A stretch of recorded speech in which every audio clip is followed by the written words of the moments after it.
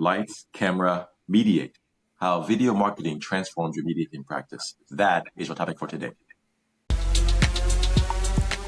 Welcome to the Lawyers and Mediators International Show and Podcast, where we discuss law and conflict resolution topics to educate both professionals and everyday people. Catch regular episodes on YouTube and anywhere you get your podcasts. Just remember, nothing in these episodes constitutes legal advice, so be sure to talk to a lawyer, as cases are fact-dependent.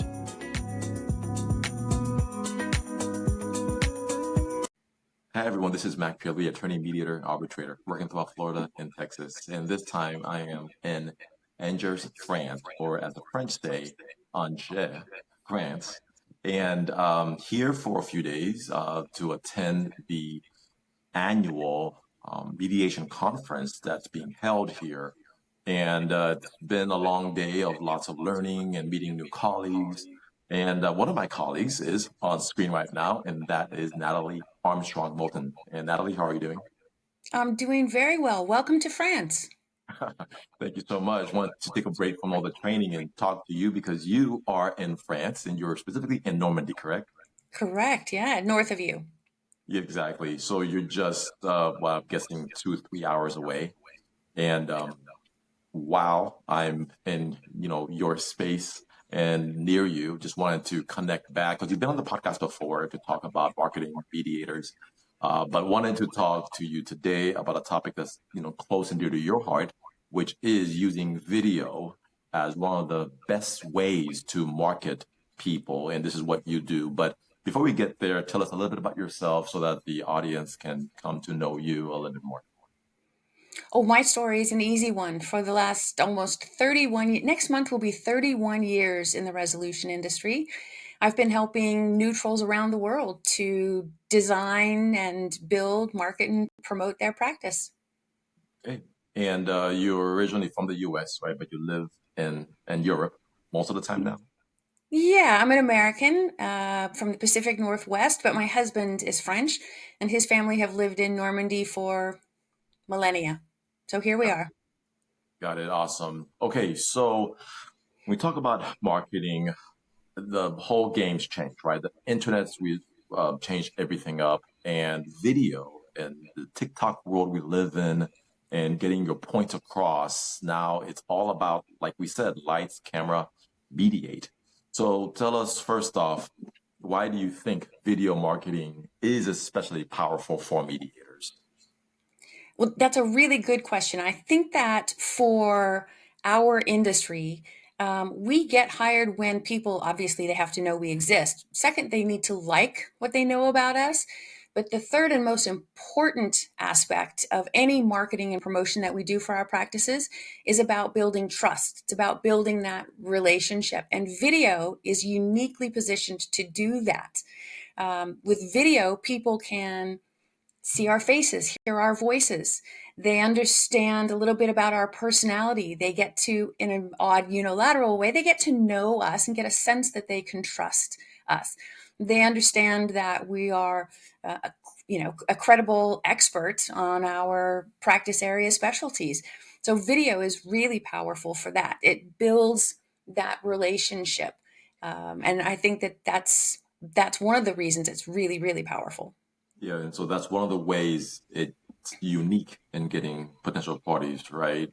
They get to know you, feel you, touch you, not literally, but the point is you can identify with somebody when you can, see them. So can you share a specific example or multiple if you have any of how video content has helped other mediators out? Sure. I think, we're in the business of communication. And the way that we write about ourselves or for ourselves on a website or a social media post or in an article is much different than the way we speak. And so video content is much more authentic to who we are and the way that we communicate with folks. And so video lets people, like I said, get to know us.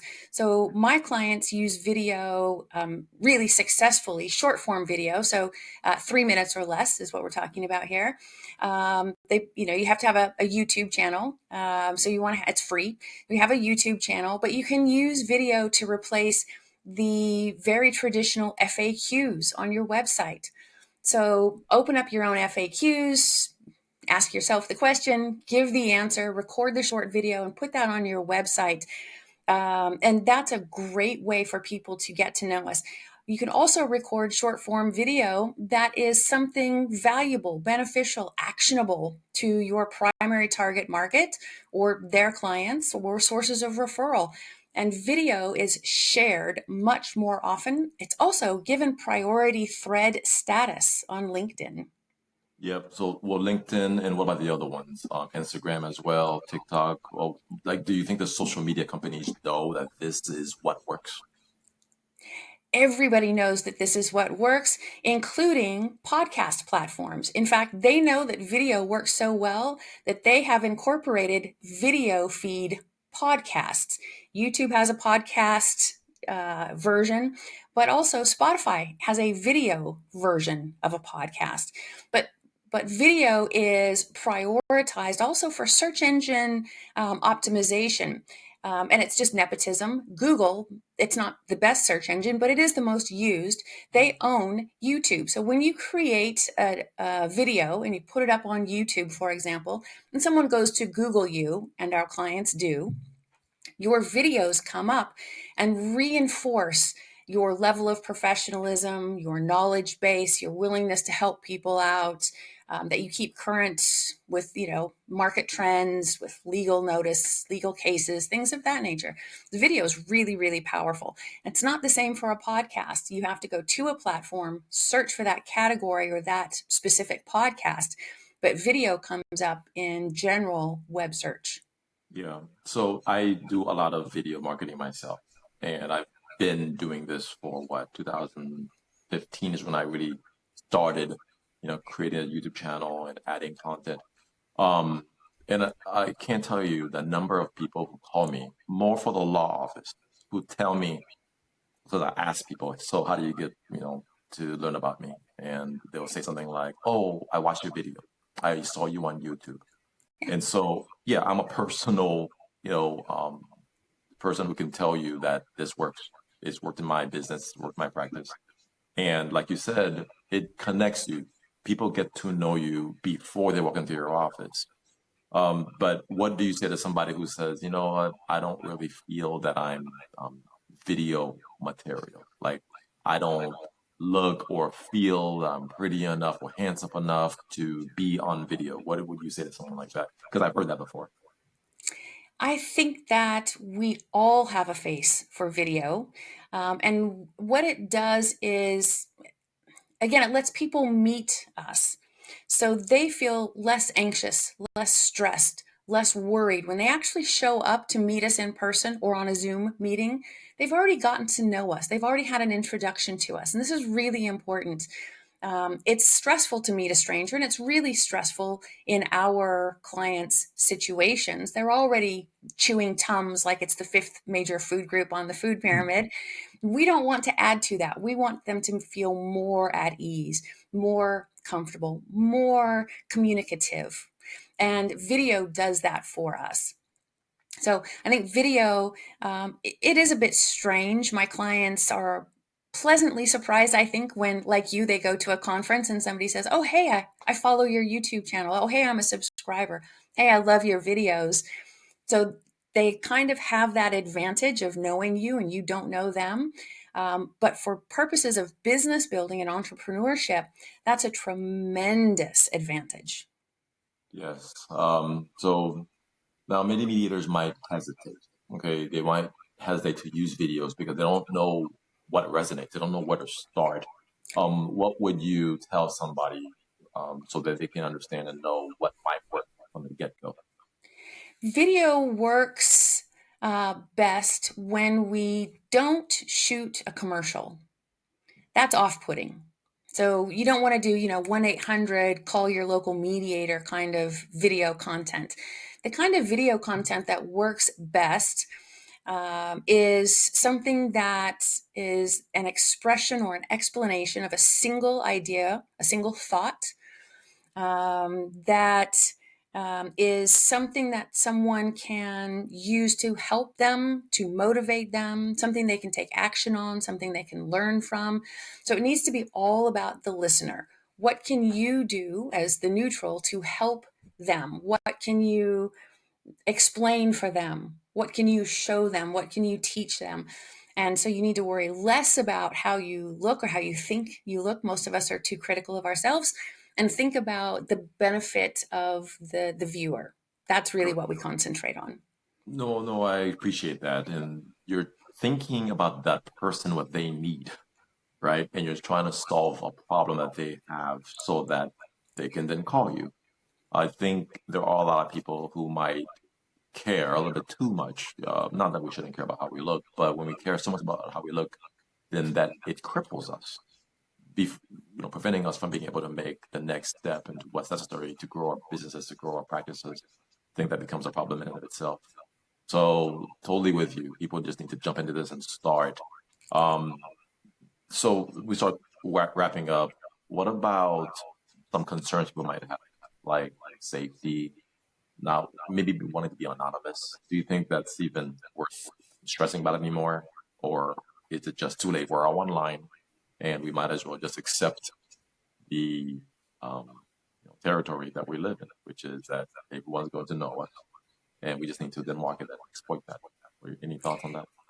I don't think it's even a matter of acceptance. I think it's a matter of we need to embrace it. Our clients research us and they're looking for social proof of our professionalism. And video is a great way to provide that social proof. For mediators, our clients, they do study us. As arbitrators, they really do a deep dive and research us. So the more content, video, articles, public speaking, trainings, being on social media platforms like LinkedIn, etc., the more you can help them get to know you in an unscripted way. So you want to do video that is you, the way you talk, as though you're at the conference table with regular people. So don't read a script. Don't ask ChatGPT to create a script for you and then try to read it. That doesn't work. It sounds stilted and it creates distance when in fact we're trying to, bring people in and create closeness. But I don't think you have to accept it. I think you need to embrace it. One, it's a lot of fun. Two, it's not expensive. So as a business person, I really like that the outlay is quite small. The return on the investment is phenomenal. And it also provides you with evergreen content. So you can record this video this week, and 3 months from now, you can upload it again to your social media platforms. And so using that evergreen content on the never-ending wheel of content creation is a great help to us as marketers and promoters of our services. Yeah, no, I like what you said about it being evergreen. Sometimes I've said that video has a kind of equity quotient built in, where some of my oldest videos are the ones who still perform the best. Meaning, all that time, videos that I did years ago are still, if they're relevant, of course, they need to be relevant. Otherwise, I gotta bring new, fresh stuff out. So if you're a lawyer putting videos, well, the law might change. So you might want to, put new stuff out. But I tell people sometimes the time to start recording a video is yesterday. Okay, because you can take advantage of time, and I don't know how it works, but the longer a video might sit, the better it might be. But anyway, if I was a teacher again, I would give bonus points for the person who could find the first video put on YouTube. That video, I believe it was of some animal in some zoo, whatever. The very first video published to YouTube back when they launched it. It's still online, on air, still getting views. It's just funny, right? That videos are not going anywhere. When you put it on the internet, dude, it does stay around forever, and people could take advantage of that. Yeah, it is a really powerful resource, but I don't think that the power of it should dissuade you from, like you said, jumping in and just doing it. Make an outline, express one thought, one idea, nice and short. You don't have to buy expensive equipment. Most of us are on Zoom all the time, so we have that equipment. You can buy an all in one camera that is a small ring light the camera and the microphone. On Amazon, it's $30. It attaches to the screen of your laptop. You can carry it around in your briefcase. So you don't have to invest a lot of time and money. You also don't have to spend a ton of effort on editing software. Most of us are on PCs, and there is already a free software package on your PC called Clipchamp. If you're on a Yep, Mac, yep. you've That's got what I use. iMovies. This is not something that you need to worry about, but I will recommend go on YouTube, look at somebody else's video, take the tutorial. The YouTube University is an amazing thing. Yep, yep. No, shout out to Clipchamp. It's free and it actually works really, really well. I've been through so many different video editing tools. So, Absolutely. all right. Well, Natalie, thank you so much. We like to keep these short and sweet and give people what they're looking for. And hopefully this will help somebody out. And if people have more questions or want to learn more about how you might be able to help them, tell us what's the best place they can go to check you out. You can find me on YouTube. Just type in Marketing Resolution or my name, Natalie Armstrong Moton. You can find me on LinkedIn. You can find me via Google. But I will just hit record. Those are my last words. Hit record. Awesome. All right, Natalie Armstrong Moulton. Thank you so much for this talk today. And everybody, come back to LMI Podcast where we have more of these kind of tips and other things to educate you and your parties. All right. Take care, guys. Bye bye. Thanks, Mac.